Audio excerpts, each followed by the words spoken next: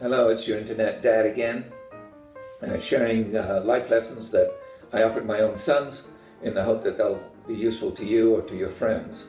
If you like it, click on subscribe, and then you'll get the videos. They come out every Wednesday and Sunday. So today's subject is making a speech. And in your job, you may find yourself doing this, but it may also happen in a youth group, in academia, or whatever, or societies that you belong to. I've always thought it odd when I heard that in questionnaires, people obviously put their greatest fear is death, an accident, a car, an aircraft. The second greatest fear, to my surprise, was making a speech. But I'm hoping that that's really the product of lack of practice, because if there's one watchword in this video is practice makes perfect. So accept invitations to speak and you'll get progressively better. In looking at speech making as a whole, I've always found it useful to remember a word, CLEM, and that's a word where each letter stands for the factors in making a good speech in order of their importance. The most important is the letter C. That stands for confidence through knowledge. It means you know your subject, you're confident in explaining it, and you're relaxed. Now, if I were to ask you to make a speech for 2 or 3 minutes on your vacation last year, you would probably launch into one which could eagerly go on for 5 to 10 minutes because you're the world's expert on your own experience. That is true confidence through knowledge. In most cases, however, you won't be discussing your vacation, you'll be discussing some item relating to your club or society or your company, future projects and budgets, etc. Do your homework to the point that you're confident. You don't have to be the world's greatest expert, but you do have to know enough to speak confidently about it for the period of time that you've been allocated, let's say 20 minutes or so. The second letter is L, and this stands for leadership. You have the microphone, you're in charge of this speech, you are the leader of this group. Show it by your actions, your level of confidence. You have the microphone for the next 20 minutes, nobody's going to interrupt you, they're listening to what you're going to say. Be a leader. The third letter, E, stands for enthusiasm, and this is a very simple one. If you're enthusiastic about your subject, enthusiasm is infectious, and you will infect your audience and bring them along with you. And you can only do that if you are enthusiastic. If you're bored, irritated, or whatever, they'll lose interest in what you're going to say.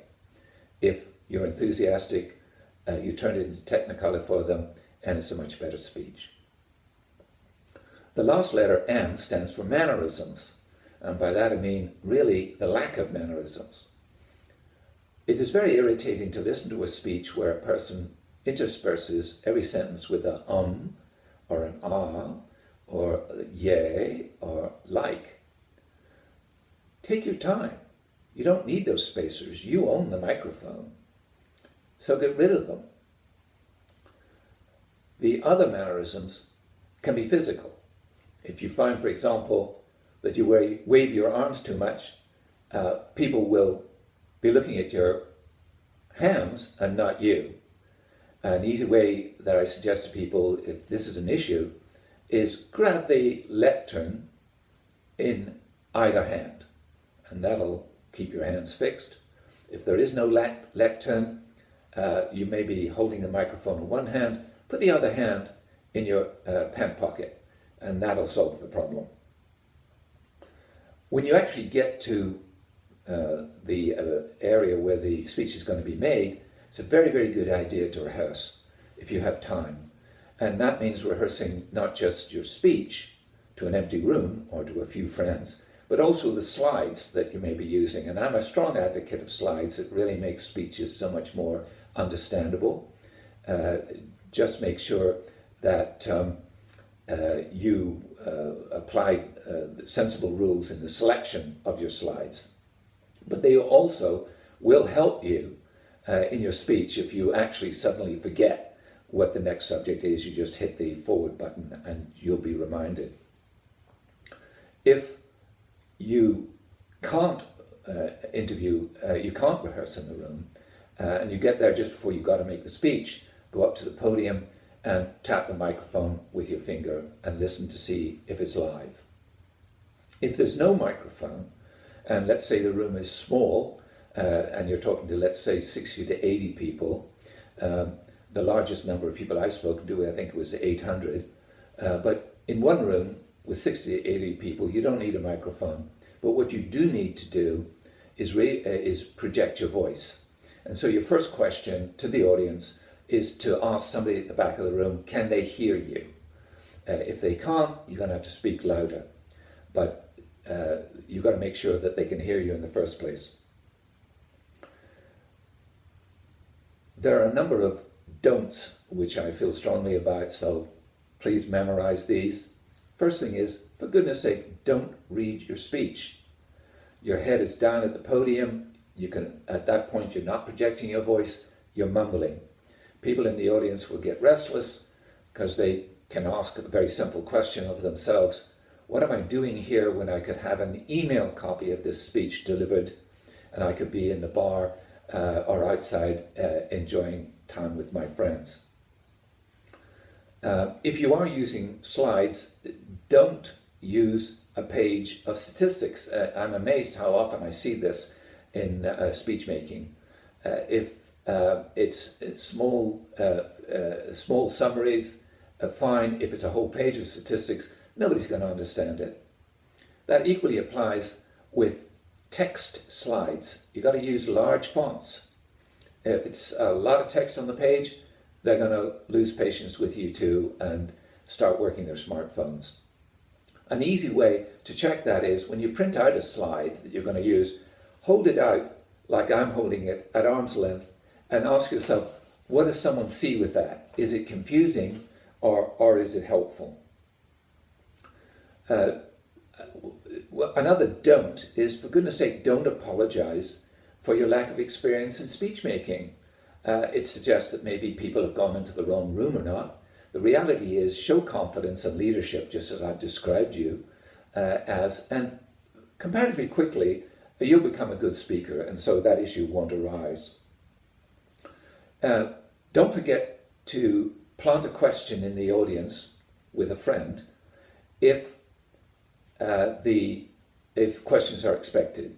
You may not need this. You may be so enthusiastic and so good that people will be raising their hands and asking for a microphone to talk to you. But if there's a deathly silence, it can be useful for you to have a friend put their hand up and ask a question, and that will start things going. If you've been given a budget of time, let's say 20 minutes with 5 minutes for questions, please do stick to that. You may be part of a program, and you've got to know your audience. Having said that, if someone asks you a very complicated question at the end, it's going to eat into your time. Other people will have more important questions. Don't hesitate to suggest to them that they meet you afterwards and you'll explain at length, and that will work. Finally, if you are taking questions and you're approaching the overrun time, be free to say, I've got time for one more question, and then select a question and thank them for their time. Some do's, things to do when you're making a speech is, for goodness sake, know your audience. Ask the people who are organising the event what their expectation is. You don't want to talk down to an audience, but you don't want to talk up to them either. So you'll know who you're going to talk to, and you'll be confident in that enthusiasm, leadership, and knowledge that I talked about. You will need notes when you're making a speech, but they don't have to be long. They should be bullet points so that you can glance down from your speech like I'm doing now and back up again, and you'll have the next point that you need. Do understand that even the most brilliant speech maker is not so comprehensive that everything is remembered by everybody. And I have a thought that if 2/3 of what you said is actually hoisted on board by the audience, or 2/3 of your audience get what you're trying to say, and in addition, everyone remembers either a novel idea or some interesting fact, you're a winner. How do you know you're a winner? You'll be invited back. There's always a shortage of good public speakers, and for your society, for your job, for your college, for your high school, always accept invitations. You'll get better each time you do. So I'm going to wish you luck. But remember also, if that's true, about it's the second most fearful thing, there's a lot of your friends need this help too. So don't hesitate to share the link with them, and they'll thank you for it. So till next time.